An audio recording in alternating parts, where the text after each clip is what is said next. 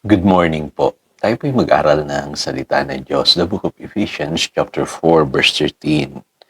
Hanggang makamtan natin ang iisang pananampalataya at pagkakilala sa anak ng Diyos at maging ganap ang ating pagkatao ayon sa pagiging ganap ni Kristo. Pag-usapan natin today yung Christian maturity. Today, ito po ay usap-usapan ngayon, controversial po, yung salita Christian maturity.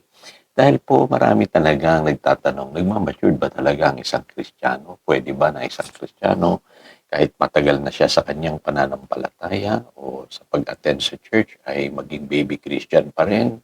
O meron ba talagang shortcut sa spiritual maturity? Sagutin po natin yung ilang mahalagang tanong. Unang-una, meron ba talagang term na maturity sa Biblia? Meron po. Dito po sa binasa ko pong verse sa Ephesians chapter 4 verse 13, binabanggit po yan. Sabi sa English Bible, until we all reach unity in the faith and in the knowledge of the Son of God and become mature, attaining to the whole measure of the fullness of Christ. At sa Hebrews chapter 5 verse 14, ang sabi po dyan, but solid food is for the mature who by constant use have trained themselves to distinguish good from evil. So ginagamit po ng Bible yung salitang mature. Ano po? Kasi sa Bible po meron tinatawag na babes in Christ o yung mga spiritual infants. Ano po? At the same time, meron din po mga matured na believers, sinasabi po sa Biblia. Ngayon, meron po lamang ako ituturo sa inyo na sabihin natin kaparanan para po ang maturity makita po sa ating buhay. Ngayon, 300 yung pwede nating daanan po, no? At wala po talagang spiritual shortcut. No po? Kung meron man, mahirap po natin magawa agad-agad dito. Kasi talagang proseso po ang pinagdadaanan ng isang Kristiyano. Okay? So, unang-una pong daan na dapat daanan ng isang Kristiyanong na born again ay yung daan ng salita ng Diyos, the path of the Word of God. And today, napupuna ko po maraming Kristiyano na nag-eksperimento sa buhay, naggagaling-galingan at hindi nila natututunan kaagad yung salita ng Diyos. Kaya maraming napapahamak agad-agad sa kanilang Christian walk. Ano po? Ang Biblia po kasi pinapaalalahanan tayo na ang salita ng Diyos, yan po ang magtitrain sa atin in righteousness. Yung po sinasabi ng 2 Timothy chapter 3 verse 16. Kaya ang Diyos nagbigay po ng fivefold ministries. Meron po mga apostles, pastors, teachers, prophets, evangelists na ipinadala ang Diyos para turuan po tayo.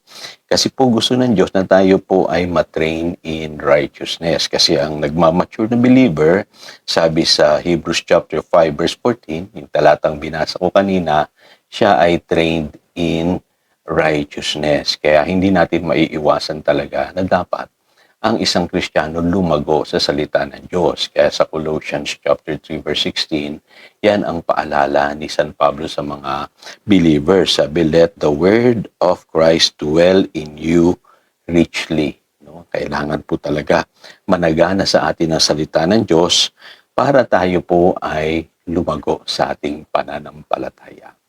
Pangalawang path o daan na daraanan natin as believers is the path of love. Kung naalala niyo po yung sa Matthew chapter 5 verse 48, sabi ng Panginoong Hesus diyan, be perfect, therefore as your heavenly Father is perfect. Huwag kayong magugulat dun sa salitang perfect. Ang translation po niyan, growing into complete maturity of godliness in mind and character. Ito po, having reached the proper height of virtue and integrity. Malalim pong mga English, pero isa lang po ibig sabihin yan, maturity. Kailangan po mag-mature tayo bilang mga Kristiyano. At paano po nag-gauge yan? Pagka nakikita mo isang Kristiyano marunong ng magmahal. Sabi ng iba, pastor, yan ang napakahirap sa Christian experience. Totoo po yan. Kailangan sanayan natin ang ating sarili magmahal. Turuan natin ang ating sariling magmahal. Kasi sa buhay na ito, maraming tao tayong makakasalamuha. Merong magiging mabuti sa atin, pero meron ding mananakit sa atin. Kaya magkakaroon tayo ng mga kaibigan at kaaway. Pero ang totoong pag-ibig kasi ay yung iniibig mo yung mga hindi ka ibig-ibig. At iniibig mo maging ang iyong kaaway. Ano po, nagpapatawad ka, umuunawa ka.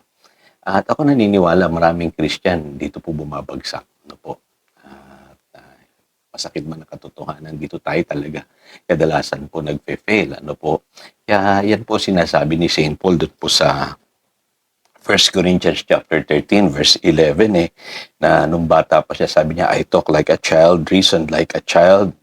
Now that I become a man, I am done with childish ways and have put them aside. So kailangan iwanan natin yung ating childish ways. Ito yung sinasabi ni St. Paul na maturity. Kaya si Apostle John, para sa kanya, ang isang tunay na Kristiyano, evident sa kanya, yung taglay-taglay, yung pag-ibig sa kanyang buhay.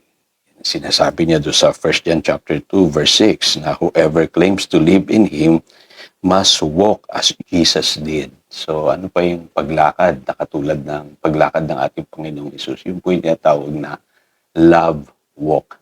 Kailangan matuto talaga tayong magmahal. Okay? Pangatlong path na daraanan natin sa ating Christian walk or Christian maturity ay yung path of experience. Hindi natin madidina yan. Sa mundong ito, may mga problema, may mga worries of life, ano po, may mga trials, may mga persecutions, kasi nandiyan dyan ang Diablo, hahadlangan talaga ang ating paglago. Kaya lang dapat ang maging attitude natin sa buhay na ito, huwag tayong aayaw. Ano po, magpatuloy lang tayo, ano po. Kasi ang sabi po ng James chapter 1 verse 4, perseverance must finish its work so that you may be mature and complete. So yun pala, no? Dadaan talaga tayo sa mga iba't ibang uri ng pagsubok, problema sa buhay na ito. Pero huwag tayong aayaw. Kasi sa bandang huli, may kita natin ibinubunga ng mga karanasang ito ay maturity sa ating pananampalataya. So dito na-apply yung ating pananampalataya. Okay? So, final thought, ano? Huwag mo munang hanapin sa iba Christian maturity, hanapin mo muna sa sarili mo. Kung hindi magiging judgmental ka, kung hahatulan mo sila, maraming taong ganyan, hindi madaling mag-condemn, maging critical. Pangalawa, unawain mo yung proseso. Minsan, ginajudge natin agad yung isang tao, baby Christian pa lang. Baka nung isang linggo pa lang na born again, wala pong instant maturity. Pangatlo po, sa halip na i-condemn natin ang tao, turuan natin, gabayan natin.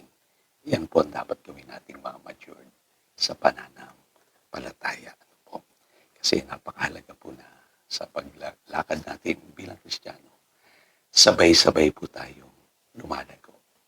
So again, ito si Pastor Jojo nagpapaalala upang daluyan tayo ng pagpapala, manatili tayo sa kanyang salita. Good morning.